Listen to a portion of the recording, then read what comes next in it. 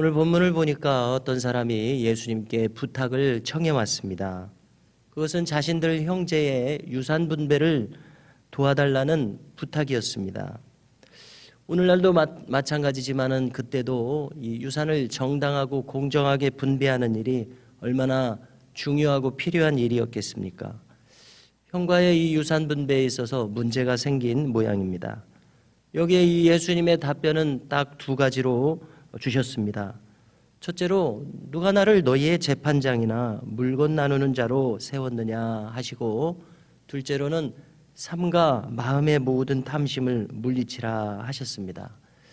유산 분배가 개인에게는 참 중요한 문제였을 것입니다마는 예수님께서는 그 일에 힘을 써서 응하지 않으신 것을 우리는 또 중요하게 생각해야 할 것입니다. 그것이 중요하지 않다는 것이 아니라 거기에 그 우선순위의 방점을 두지 않으신 것을 우리가 주목해야 할 것입니다. 한편 교회 역사에 흥미로운 대목이 있는데요. 마르틴 루터에 대한 것입니다. 그의 생애를 살펴보면은 그가 마지막에 62세로 서거하게 되는데요. 그것은 이제 지병이 악화되어서였습니다. 그는 이 신경증적 지병이 있었습니다. 말하자면 루마티스 관절염과 같은 것이 있었는데요. 그에 관련해서 신장 결석도 있어서 고생을 했다는 것입니다. 그런데 그의 고향이 독일의 아이슬레벤이라는 곳인데 거기에 이 저명 인사 중에 만스펠트 백작이라는 귀족들이 있었습니다. 평소 마틴 루터를 존경하고 후원하는 관계였는데 마틴 루터가 이 어떤 이제 사회에 대한 권위와 지도력이 있다 보니까 자기 형제들 유산 분배를 공정하게 해달라는 요청을 했던 것입니다. 그래서 그 일을 도와주기 위해서 여행을 떠났다가 그때는 뭐 의료 시설도 오늘날처럼 좋지 못했을 것 같습니다. 그래서 이 건강이 악화되어서 바로 62세로 서거하게 되는 이런 일이 있어서 흥미롭습니다. 이처럼 누군가의 유산 분배는 그 재물이 많으면 많을수록 중요한 문제기는 했을 것입니다. 그런데 오늘 주님께서 삼가 탐심을 물리치라는 말씀과 함께 주신 이 비유를 주목하며 어떤 사람에게는 많은 물질을 맡겨주십니다. 우리에게는 이 청지기 정신이 있어야 한다고 늘 거론하게 되는데요. 많은 물질을 맡겨주셨으면은 호구지책에 급급해서 이 일용할 양식을 구하느라 애쓰지 않아도 많은 물질이 있다면은 그 물질을 잘 쓰면 얼마나 좋겠습니까마는 잘 쓸 수 있는 마음의 준비가 되어 있지 않으면은 그 물질을 어디다 쓸지 몰라서 감당이 안 되는 것 아니겠습니까? 오늘 비유에 한 부자가 나타나는데 이 부자는 창고를 더 확장해야 할 정도로 많은 물질을 허락받은 사람이었습니다.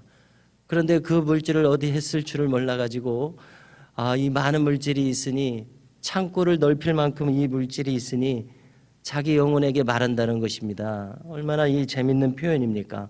내 영혼아 하고 자기 영혼에게 말하기를 여러 해 쓸 물건을 많이 쌓아두었으니 평안히 쉬고 먹고 마시고 즐거워하자라고 하는 것을 통해서 볼 때에 이 다른 인생에 중요한 가치가 없었습니다.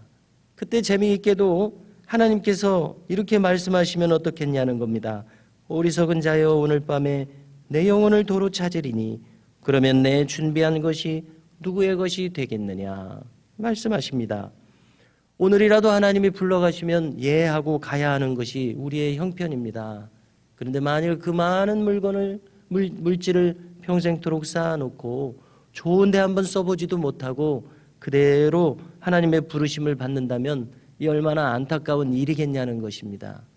그래서 가만히 생각해 보면 우리가 삼시세끼 먹는 것, 내가 입고 먹고 자는데 쓰는 것, 이것만이 진정한 나의 소유인 것을 알 수 있습니다.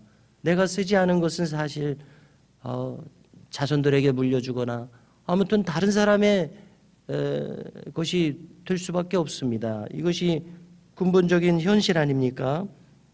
그렇다면 오늘 주님 말씀에 입각할 때에 하나님께서 허락하신 것이 우선 물질이든 아니면 다른 것이 되었든 간에 묵혀두면 그것은 무슨 보람이 있는 일이겠습니까?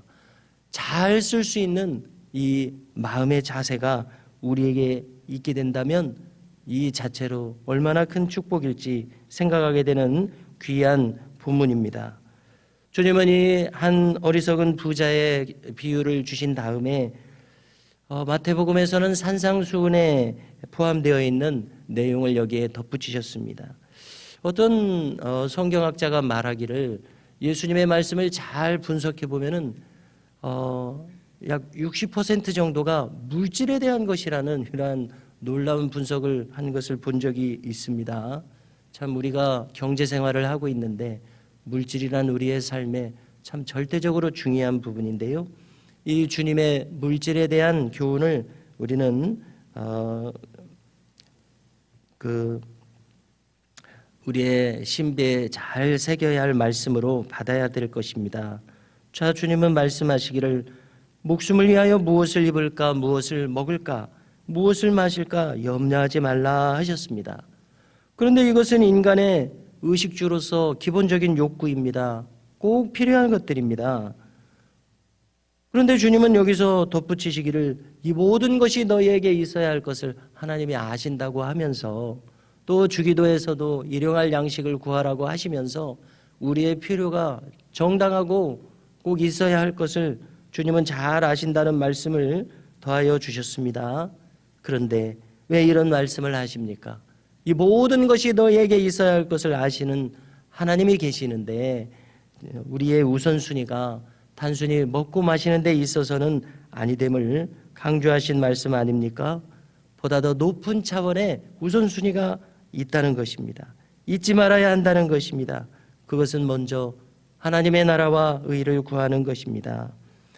우리의 일용할 양식에 대해서 정당성을 인정해 주신 주님께서 하나님의 나라를 먼저 구하는 마음으로 살아가는 자에게 이 모든 것을 또한 더하여 주신다는 이 말씀을 우리는 꼭 믿고 붙들어야 할 것입니다. 그러므로 오늘도 우리의 최우선의 관심이 하나님의 나라를 세우는 데 있을 수 있기를 주의 이름으로 축복합니다.